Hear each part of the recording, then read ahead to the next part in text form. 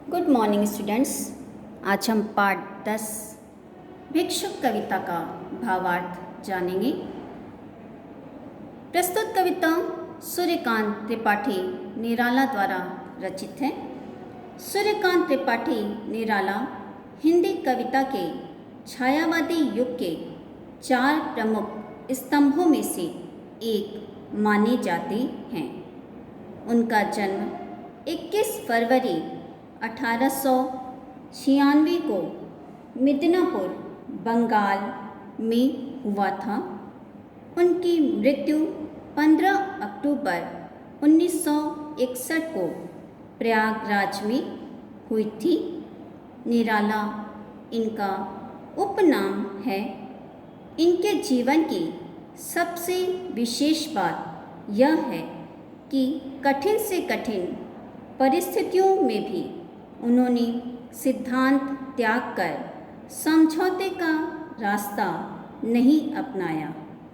इनके द्वारा लिखी गई प्रमुख कृतियाँ परिमल, अर्चना, सांध काकली, अपरा, गीतिका आदि हैं। भिक्षुक कविता के माध्यम से कवि ने एक विवश, बेसहारा, लाचार भिक्षुक का बड़ा ही मार्मिक वर्णन किया है। भिक्षुक को देखकर निराला के मन में जो दया की भावना आती है, वहीं से कविता शुरू होती है। कविता इस प्रकार है। वह आता 2 टूक कलेजे के करता, पछताता पथ पर आता। पेट पीठ दोनों मिलकर हैं एक, चल रहा लकुटिया टेक। मुट्ठी भर दाने को, भूख मिटाने को, मुँह फटी पुरानी झोली को फैलाता।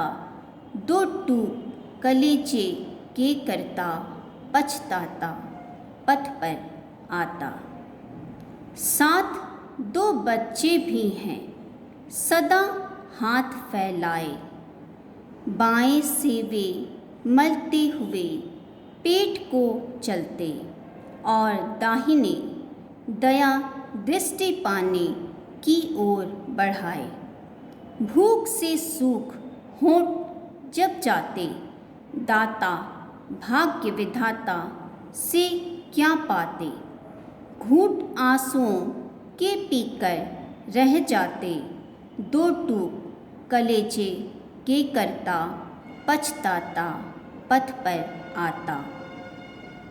चाट रहे जूठी पत्तल वे सभी सड़क पर खड़े हुए, और झपट लेने को उनसे कुत्ते भी हैं अड़े हुए।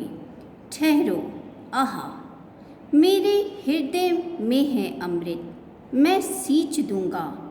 अभिमन्यु जैसे हो सकोगे तुम, तुम्हारे दुख मैं अपने में खींच लूँगा। 2 टूक कलेजे के करता, पछताता पथ पर आता। कविता का भावार्थ जानते हैं। वह आता 2 टूक कलेजे के करता, पछताता पथ पर आता। कवि एक भिक्षुक का वर्णन करते हुए कहते हैं कि मार्ग पर एक भिक्षुक आता हुआ दिखाई पड़ता है। उसकी दशा बहुत दयनीय है। वह खुद अपनी करुणाजनक स्थिति को देखकर पछताता है। वह चाहता नहीं है कि किसी के आगे हाथ फैलाए, लेकिन अपनी गरीबी के कारण वो विवश है। अपने कलेजे के टुकड़े करता हुआ अपने भाग्य को कोसता वो भीख मांगने आता है। पेट पीठ दोनों मिलकर हैं एक, चल रहा लकुटिया टेक। वो इतना दुबला पतला है कि उसके पेट और पीठ दोनों मिलकर एक हो गए हैं। उसे देखने से ही पता चल जाता है कि उसने कई दिनों से भोजन नहीं किया है। चल रहा लकुटिया टेक वो एक डंडी के सहारे डंडी को टेक कर चल रहा है। मुट्ठी भर दाने को भूख मिटाने को मुंह फटी पुरानी झोली को फैलाता, दो टूक कलेजे के करता, पछताता पथ पर आता। वो मुट्ठी भर अनाज पाने की लालसा में निकला है। जो झोली वो अनाज लेने के लिए दूसरों के सामने फैलाता है वो भी पुरानी है और फटी हुई है। वो अपने कलेजे के दो टूक करके अपनी अवस्था पर, अपने हालात पर पछताता हुआ पथ पर आता है। साथ दो बच्चे भी हैं सदा हाथ फैलाए, बाएं से वे मलते हुए पेट को चलते और दाहिने दया दृष्टि पाने की ओर बढ़ाए।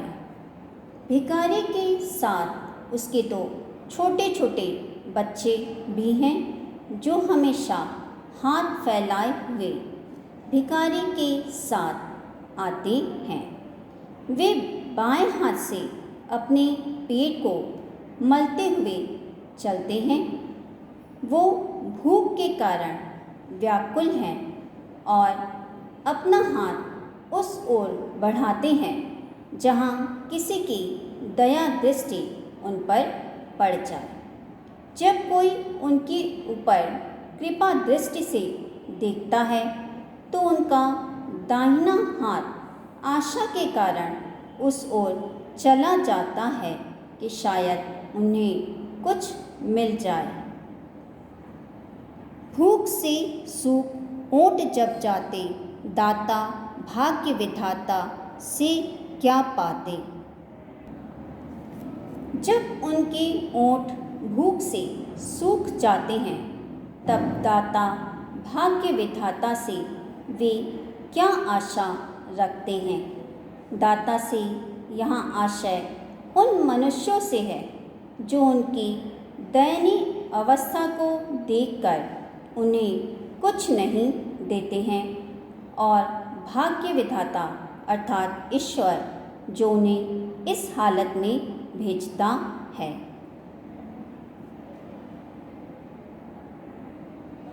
घूंट आंसुओं के पीकर रह जाते, दो टूक कलेजे के करता, पछताता पथ पर आता। जब उन्हें कुछ प्राप्त नहीं होता है तो वे आंसुओं का घूंट पीकर रह जाते हैं। वो भिखारी अपने कलेजे के दो टूक करके अपनी दयनीय अवस्था पर पछताता हुआ पथ पर आता है। चाट रहे जूठी पत्तल वे सभी सड़क पर खड़े हुए और झपट लेने को उनसे कुत्ते भी हैं अड़े हुए। उनकी इतनी दयनीय अवस्था है कि वे सड़क पर खड़े हुए वो दूसरों के खाने के बाद फेंकी गई जूठी पत्तलों में बचे हुए अन्न को खाने को मजबूर हैं। वे लोगों के द्वारा फेंकी गई जूठी पत्तलों को चाट रहे हैं।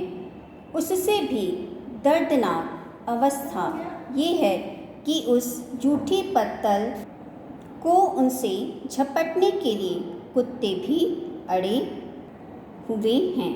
उनका जीवन कुत्तों से भी गया गुजरा है।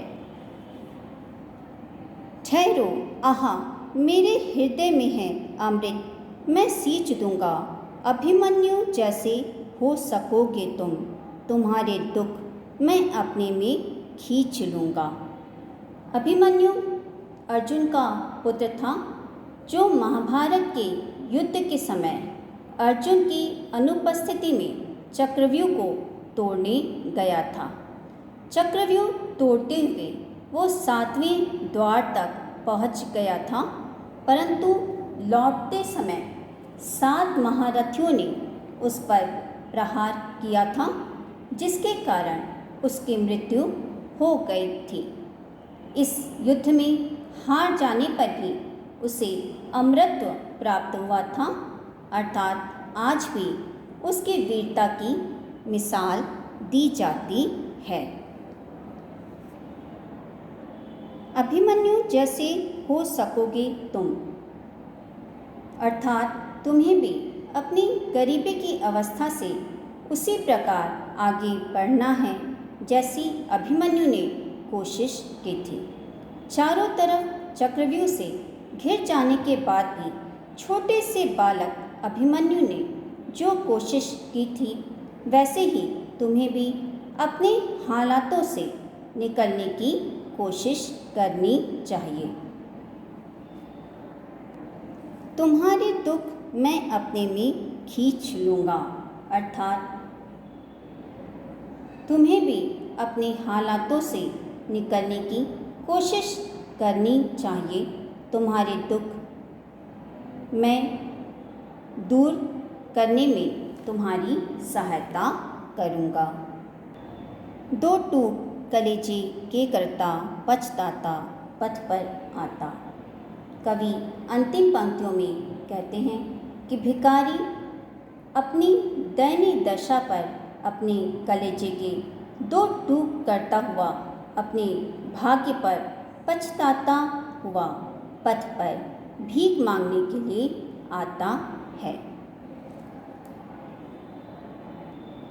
कवि इस कविता के माध्यम से भिखारी की दशा को जन जन तक पहुंचाने का प्रयत्न कर रहे हैं और हमें यह संदेश भी दे रहे हैं कि व्यक्ति को स्वयं भी अपनी अवस्था से निकलने का प्रयत्न करना चाहिए।